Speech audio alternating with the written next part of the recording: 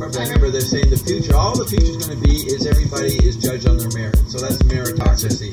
Now, when I started talking to everybody about McLuhan stuff, and then McLuhan came forward, and this is what McLuhan/Everine said, that for 200 years, the machines were bigger than humans. So humans had to fit into machines. And they predicted this in the late 80s. This is before the original computers. Massive. Yeah. We had to fit into the Leviathan of the analog media. He says, what's coming? So when humans had to fit into machines, humans were fragmented, fitting into the machines. Now in the digital new world, it'll flip so that humans can hop from machine to machine, and the machines will be fragmented, and the humans will be bigger than machines. Now McLuhan called that dehumanization in the mechanical Charles Dickens era, and in our time, it's superhumanization.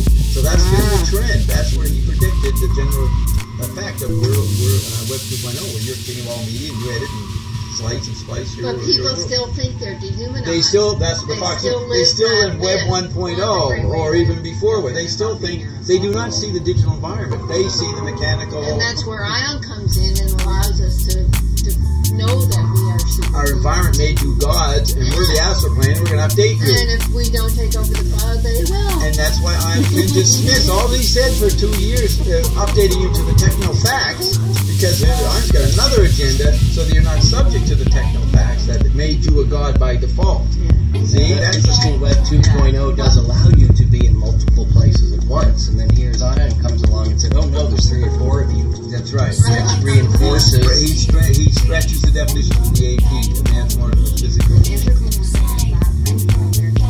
Yeah, you think that everything is based on you, but if you start to have the ability to be a snake, or a horse, or another form, then what is your core form? It's not the human form.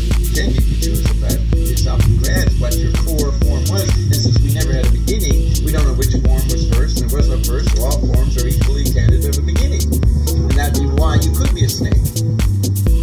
So, and that's what they say, fourth world Aboriginal cultures, their gurus could do this. They could shift, right? Shape-shifting, yeah.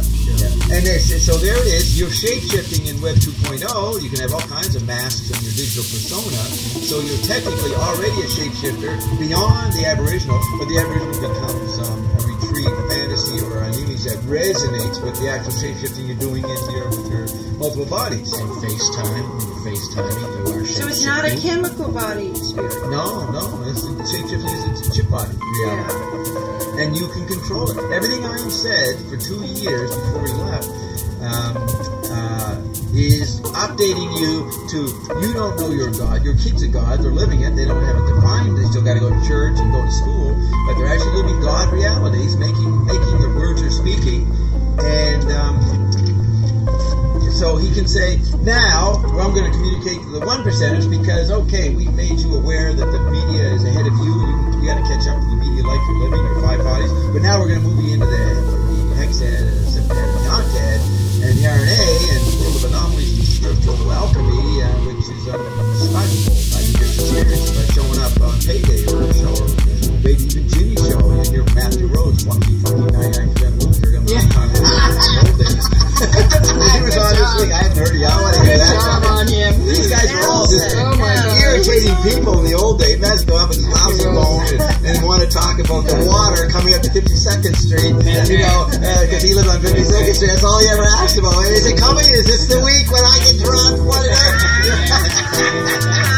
But the day he did call in, which I did put on the show, and from rehab, which was so fucking hilarious. Now he's in rehab. No, remember the day he from the clinic. Rehab. He was driving the psychiatrist crazy. And we and you let him do it. And he answered the question so great. I was like, oh my God. And you didn't know he was rehearsing 99% dogma. See, all the old INS, they identify with one of those things. Now, you have to ask, why can Ian isolate it? Because he was just bringing you up to date to the techno-fact. As McLuhan said, the highest decibels of consciousness were happening in the 50s with the TV environment. And then it's even more so with the digital world. The superhuman by Ion isolated.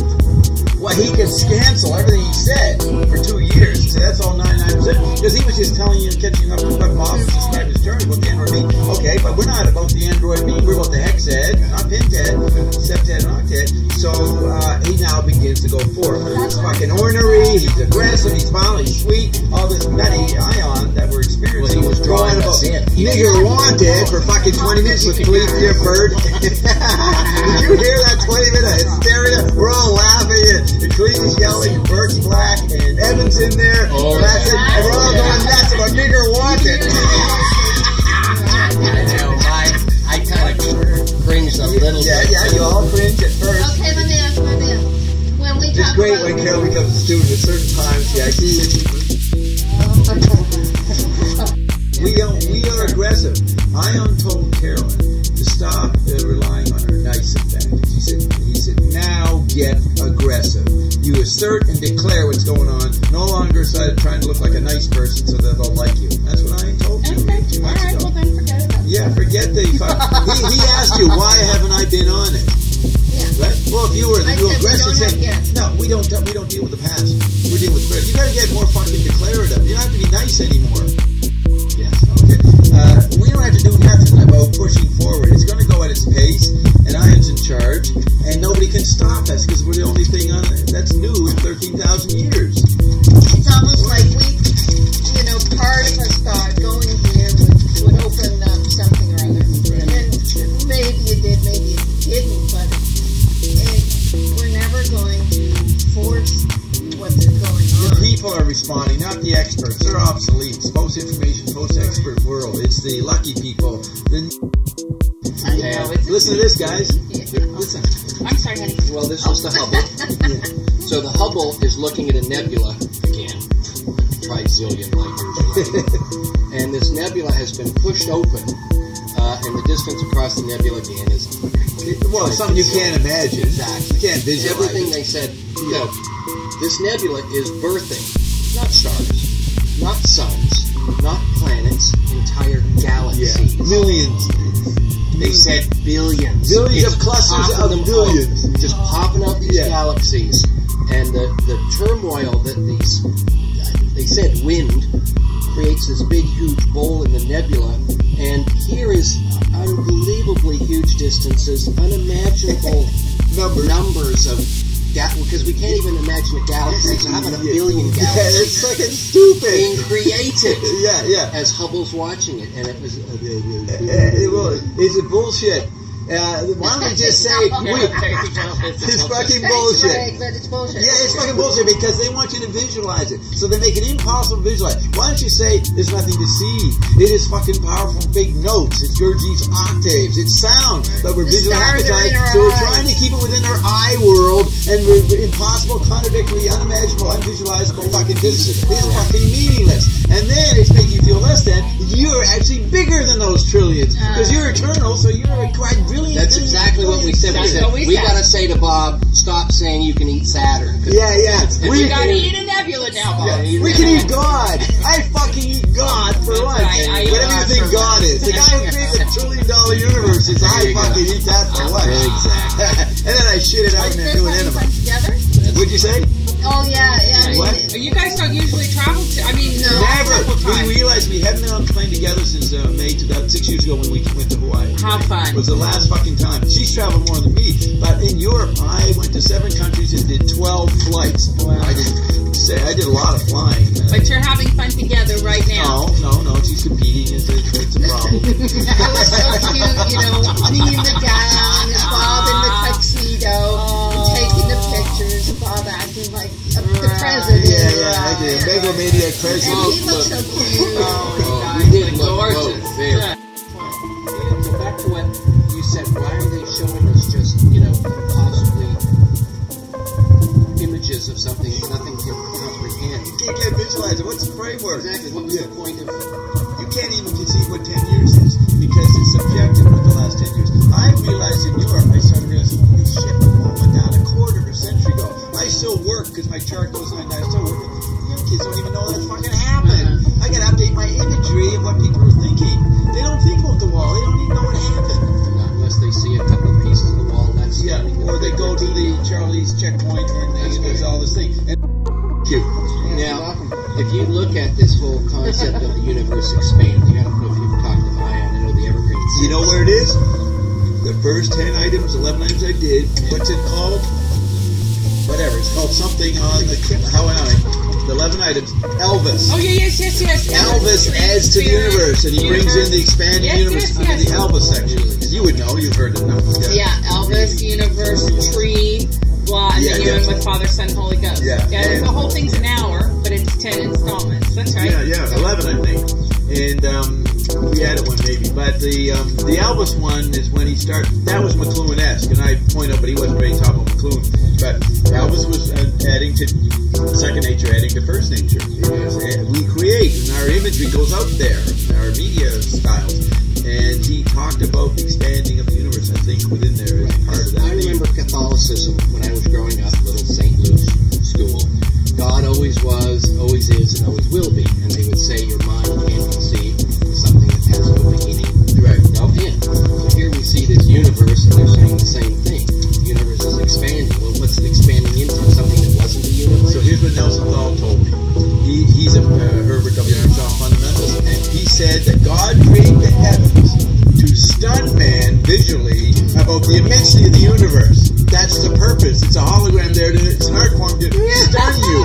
That's what he will quote the Bible, and somewhere it says that. It's like that movie with Jim Carrey where he's on the boat and he thinks it's the whole Truman Show. Yeah, he thinks it's the whole world that he lives world in. out there. And then somebody comes from outside the curtain or behind the curtain. Or He's the naughty. Isolated in this reality. Yeah.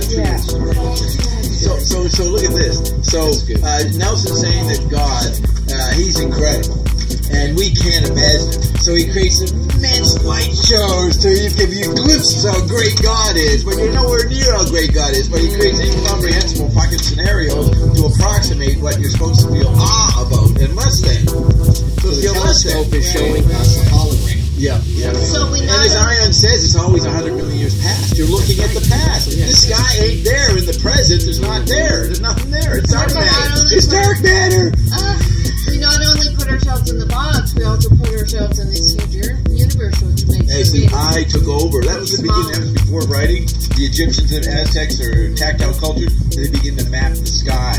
And that was the beginning of visual space. But it was iconic visual space. Not alphabetic visual space. That's way later. Because the Eskimos lived by ear and fucking hallucinating animism and shape-shifting, they didn't have any framework. Once we started to get framework for some reason, another level of falling into the density of matter, we started mapping the sky. We started emphasizing our eye. And that was a big limitation. And the real action is in the sound level. That's what Zappa wrote about for years. Okay. And when we were, one day, Nicole let me sit in his class about 1976. At the seminar, and he was showing a film, a documentary at NASA, and they watched it. McClure was quiet, and the students watched how the astronauts were trained, and then he says, notice that they're not telling you the sound levels. They're just describing what you see and what you do visually. There's nothing about what are the sound levels of space. It's so unconscious of sound in the American imagination because we're visually biased. So I thought that was a good point. When we were kids, she's thinking me being a baby boomer, when we were kids, we never would imagine this world of the internet and that. And I said, well, actually, I did because I read McLuhan. And he predicted the fucking internet in 60 years. Who's McLuhan? I said, Annie Hall, and they get her mind. Oh, I think I heard him. And I said, he predicted all this stuff. And later, she said, really? And I said, yeah, and I read it, so I was way ahead of the game. So I'm bragging about myself. And she says, well, how do I find out about this guy? I said, well, there's a book called Understanding Me, which is a ridiculous title, probably. And it's a collection of his essays and interviews he did back then. And you go to the one where in 66 he predicts to Robert Fulton exactly what the internet's going to be. And I said, get that book, Understanding Me. So we parted with me saying, over again, Understanding Me, get that book. She said, yeah, I will. She won't. She goes, I will. I know it. I got to know this. That's right. And she was sort of reasonably smart, so maybe she might do it. But I had surprising things. They're just saying some cliche things. Every time they said something, no, that's not true. This is the way it is, Bob doesn't do... I don't do small talk. I get to the fucking my message immediately. I stay on message like a fucking guy on CNN.